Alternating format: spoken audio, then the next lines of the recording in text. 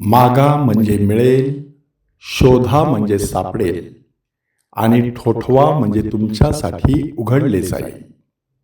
3 छोटी छोटी वाक्ये. परंतु प्रभू येशू ख्रिस्ताने ह्या 3 छोट्या छोट्या वाक्यामध्ये महान असा संदेश आपल्याला दिलेला आहे.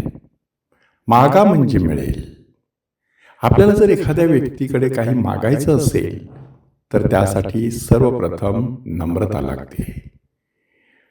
जी व्यक्ती नम्र नसते ती व्यक्ती दुसऱ्यांची मदत घ्यायला तयार नसते. आणि आपण जर दुसऱ्यांची मदत घेतली नाही तर आपला विकास होऊ शकत नाही. आणि म्हणूनच मागा म्हणजे मिळेल ह्याच्यामध्ये नम्रता हा सद्गुण दडलेला आहे. शोधा म्हणजे सापडेल. शोधक वृत्ती, जिज्ञासू वृत्ती, चिकित्सक वृत्ती, संशोधक वृत्ती परमेश्वराने प्रत्येक व्यक्तीला दिलेली आहे. छोटं बाळ देखील टकमक बघत असतं, शोधत असतं, आपल्या आईला शोधत असतं, आपल्या जवळच्या नातेवाईकांना शोधत असतं. त्यांना पाहिल्यानंतर त्याचा चेहरा फुलतो. माणूस देखील जीवनामध्ये काहीतरी शोधत असतो. परंतु आपण नक्की कसला शोध घेत आहोत ते माणसाने सतत तपासून पाहिलं पाहिजे.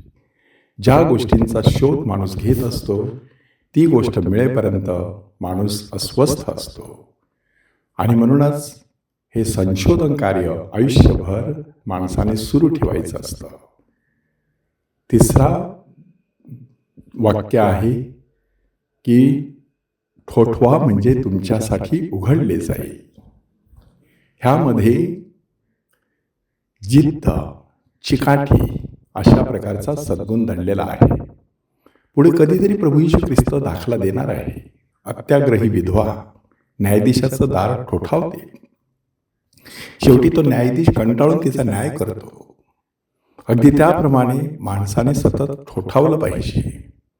एखादी व्यक्ती आपल्याला दाद देत नाही, आपल्याला क्षमा करत नाही, आपल्याला जुमानत नाही, आपल्याशी बोलत नाही, अशा वेळेला माणसाने ठोठवण्याचं बंद करायचं नाही, सतत ठोठवत राहायचं. एक दिवस कधीतरी दरवाजा उघडला जाईल.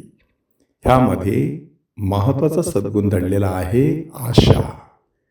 माणसाने ही आशा कधीच सोडायची नसते. म्हणूनच पहिल्या वाचनामध्ये एस्तेर राणीचं उदाहरण आपल्यासमोर दिलेलं आहे. यहुदी समाजावरती मोठं संकट आलं होतं की संपूर्ण यहुदी समाज नामशेष करावा अशा प्रकारचा फतवा काढण्यात आला होता.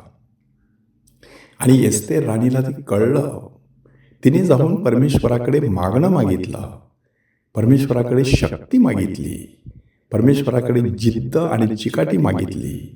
मोठ्या आशेने ती राजाकडे जाते आणि जो फतवा काढला होता, जे फरमान काढलं होतं ते शेवटी रद्द करण्यात आलं आणि राणीला विजय मिळाला.